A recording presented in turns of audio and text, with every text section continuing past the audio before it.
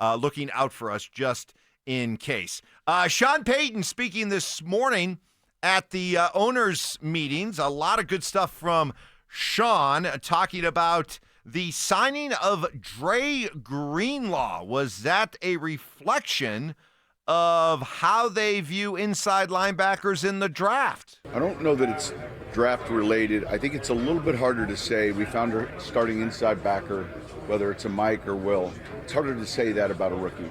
There's certain positions, and that's not to say that a rookie can't come in and do it, but I think it's harder to project that. So let's, first of all, welcome in Mark Schlereth. We say good morning to Stink, who we got a chance to see last week here. He was back here in town. Great to see you, Stink, and now you're back in New York. Say hello to Brandon Stokley. I know you guys missed out on seeing each other last week. Absolutely. Yeah, Stoke, I hope you had a great time. I know you were out wedding and all kinds of different, not your wedding, but a wedding that you had to go to, right, or something like that. Yep. Normally, this time of our lives, we're going to funerals. Yeah. So good for you that you're going to a wedding, celebrating life and newness and all that stuff. By the way, Stoke, leaf peeping is a huge business in the Northeast. Really? When I would travel to ESPN up there in Connecticut, and there's about a month-long window, Mike, wouldn't you say it's about a 4-week window? That's about it, yeah. Where you can't get a freaking rental car. Oh. Hotels, literally, booked. it's unbelievable the amount of people that come up there to look at leaves. Wow. Okay. Well, that's not my thing. I know people do it here too. You go drive up, the Aspens and stuff, when all that stuff. That's just not really my cup of tea. So Stink, check this out. Check this out. You're gonna love this. Okay. Stoke, what kind of wedding were you at this weekend? Coon-ass wedding. Coon-ass wedding. Coon-ass wedding? Yeah, just a good old Bayou wedding. Good old Bayou wedding.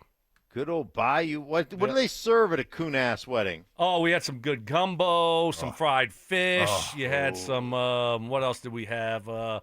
Some kind of pasta. It was good, though. It was good. A little chicken sausage gumbo. That's my favorite. Oh, man, I'd be drinking it with a straw. Yeah. You put your gumbo over rice? Oh, yeah. You got to put your gumbo over rice. Yes, sir. Okay, good. Man, it's delicious. Jeez, that'd be so good. Okay, good. Did you hear that soundbite there from Sean as you were popping on there? Yes, did you hear that? I did. So the Dre Greenlaw story, guys, gets even more fascinating because apparently, according to reports, San Francisco, the 49ers, made a last-ditch effort to try to re-sign Dre Greenlaw. The way the story goes is that both John Lynch and Kyle Shanahan flew out to Texas to meet with Dre Greenlaw. They apparently raised their offer, but at that point, Greenlaw had already made up his mind. He loved the pitch that the Broncos gave him, and that he looked at it as a fresh start, and that even his adoptive father came out and said, you stay in San Francisco, you're there with Fred Warner, you're Scottie Pippen. You got to go and be your MJ. So the idea is that Dre Greenlaw's coming here to Denver to be MJ. He don't want to be Pippen anymore. He wants to be MJ. We got The Last Dance coming to Denver. Hell yeah! I love it. I absolutely love it, and he's 100% right. The stepfather's 100% right. Is that as long as Fred Warner's there, you're going to always be second fiddle. And I'm telling you, Dre Greenlaw is a football playing Jesse. That dude busts. I mean, he just busts people in the mouth.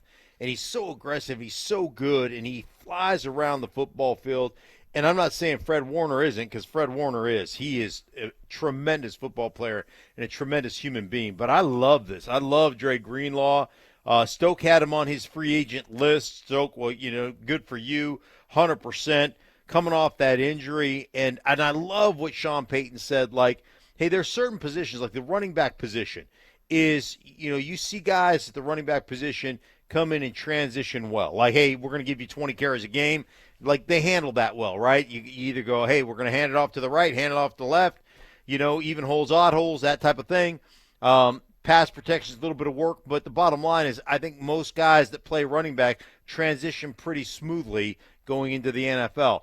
A linebacker, not so much. Like there's a larger learning curve there. So I think this is really good. And it's really cool that San Fran went back to him and said, hey, man, we want to make you our guy, and he turned him down to go to the Denver. I think that's awesome. Well, that's why it's awesome, Stoke, is because, as you know what I say about free agency. As much as I love free agency, you got to understand that the free agents that you're giving A-plus money to are free agents that the team that knew them best was willing to let them go. So there's always that little bit of just how excited can we be? But in this case, you can feel excited because the team that did know him best tried valiantly to keep him. So that sends me the message that, okay, we got ourselves a good one here. Yeah, you Shut got up and take my money. a really good one, right? They didn't just pick up the phone and call him. I mean, they got on a plane and flew down there to go talk to him face to face. That just tells you how important and what type of player he is. So, yeah, it makes me love the signing even more than I did before hearing that news. And then, to Sean Payton's point, when you talk about drafting an inside line, you can still draft one, right? You're probably not going to draft one in the first round.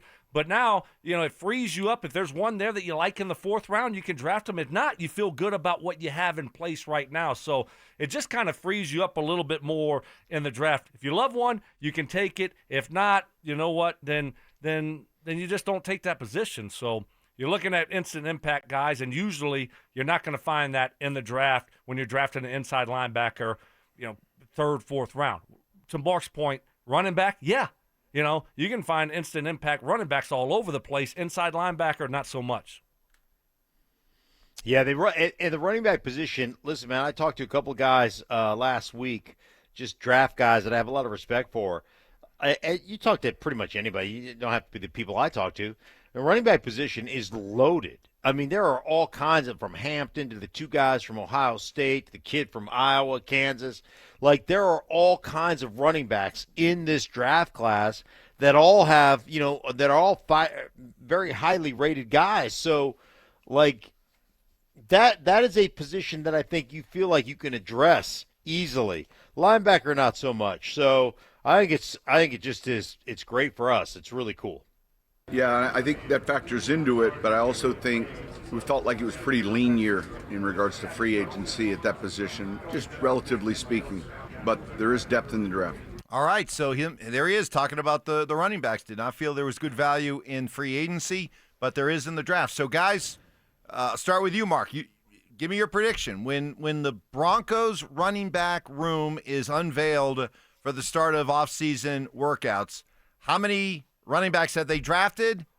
Who's still back from last year's running back room, and who are the returnees? Yeah, I mean, there's a great question there. I still think Estime will be back. I think that McLaughlin is potentially to be back. I think you'll see a couple of guys in this draft get picked up by the Broncos at the running back position, and I still think there may be a free agent back, and that may not be until after the first round of cuts. Very much like when the Broncos cut P. Ryan and he got picked back up by Cincinnati or whatever it was. So I think there's the Chiefs. Yeah, sorry, Chiefs. He came from Cincinnati. But I do think there's the potential of that. But I think you'll see a couple guys get drafted in this draft by the Broncos at running back. Yeah, I think they'll draft one. Maybe you're going to probably pick one up in free agency also. After the draft, an undrafted free agent.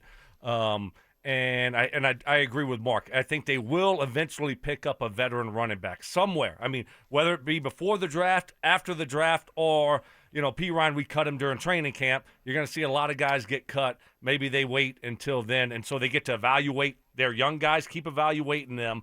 You're going to draft one guy, and then, if you don't love the group, you can always pick up a free agent running back or a guy that gets cut during training camp. What did Sean see in tight end Evan Ingram? It took a little bit. In other words, the process relative to his visit, other visits, the vision was pretty clear. Obviously we feel like he's someone that can run and give us a passing threat on third down, red zone. I think he's got good body control. I think he's really good when he gets the ball in his hands. So his run after the catch numbers, statistically wise, have been good. But I would say with him, it was a lengthier process where it was kind of like the old days of free agency, where a player would fly maybe to another team, and then usually wouldn't make it to the third team, but it worked out well. So, guys, knowing how the whole free agency thing works and what teams try to sell you on, because we were always thinking, man, don't let him out of the building. Don't let him out of the building. If he leaves the building, you may have a trouble signing him. And then he goes to meet with the Chargers, and we're like, uh-oh, have they missed this opportunity to sign him? Stoke, how do you think Sean sold Ingram on his role, how he would be used? How do you think that conversation went? Well, I mean, he said the vision was pretty clear. So, you look back at his tight ends that have had success and how they use Jeremy Shockey and Jimmy Graham, and you put the film on and you say, hey, this is how we want to use you, and we're going to motion you, we're going to have you outside, we're going to have you inside. They're not going to ask him to be an inline blocker. He's not going to be blocking for him, and so I'm sure he looks at that type of role. You look at a guy like Bo Nix.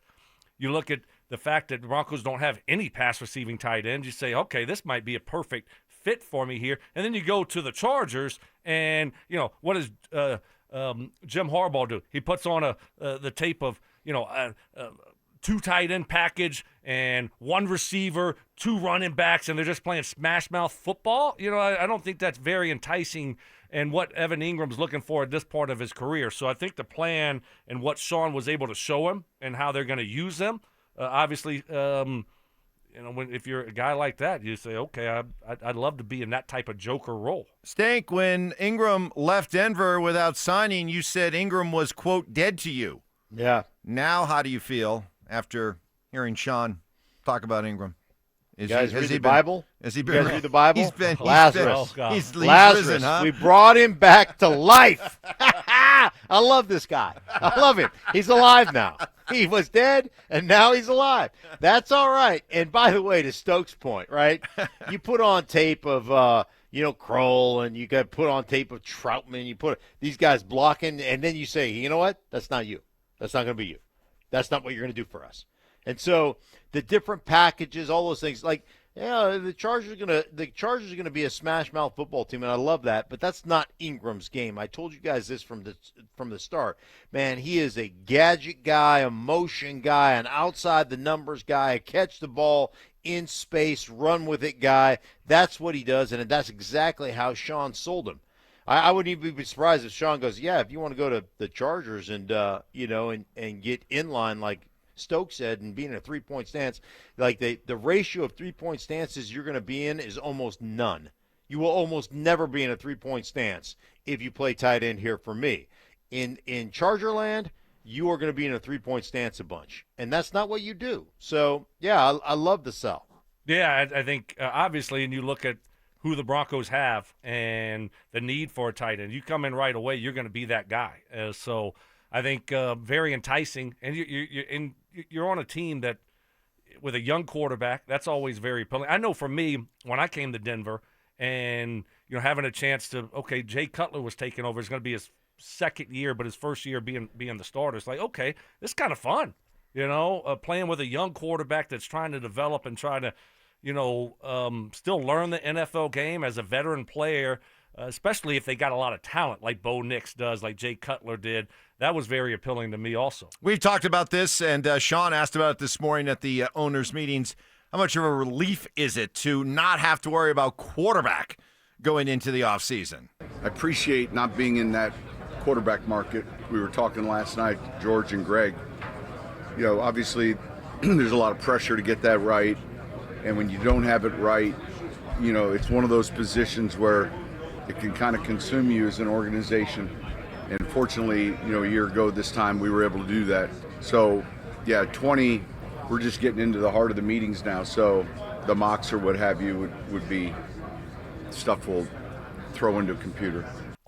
So they're still in fact-finding mode, Stoke? Or do you think they pretty much have zeroed in on who and where they're looking to go with the draft? No, I think they're still doing work. When you're at 20, a lot of stuff you have to go through all the scenarios and the possibilities of who could be there, And I mean, when is the draft? I mean, we got 3 weeks.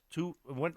Yeah, it's the end of. We got a solid 3 weeks. 3 weeks. Yeah. So yeah, you still have a lot of 3 weeks time until the draft. Ooh, yeah, it's getting there. But Wow. I mean, they're going to continue to go through these situations and scenarios of if this team takes him, then we'll go here and we'll do this. So there's a lot at play when you're drafting at 20 that's going to impact what happens and what you do. But don't you think they've pretty much settled on they understand who their pool of players that if this player's here that they've probably settled it on. I would think so, 3, right, 4 Mark? guys? Yeah, you probably have 4 or 5 guys that you like, and if one of those guys is there, you feel very good about taking them. If not, you'll move back. Is that how you view it, Mark? Yeah, he said that you like he put it all into the computer and figure it out. So I think really what goes on is what you're doing right now is you're running as an organization a bunch of mock drafts.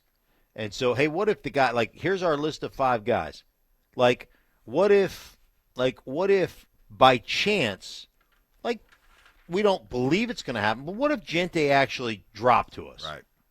Right? Or what if all the tight ends that we really liked were gone?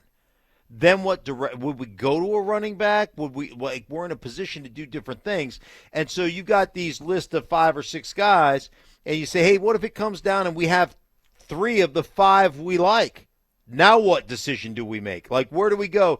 So you're trying to figure all those things out. Then you're trying to really play the game of what you think the other teams are going to do. And that's where, you run all these simulations and all these mock drafts to figure out, hey, if this scenario hits us, we're going to be prepared for it because we've worked through all the potential scenarios ahead of time. So that's what they're doing right now. And I think also what you do is you look at certain guys and you say, okay, if this guy gets to 15, we'll move up to get him. You have maybe 1 or 2 guys that you say, okay, if this guy gets to this number, we're willing to trade up and make a move to go get him. All right.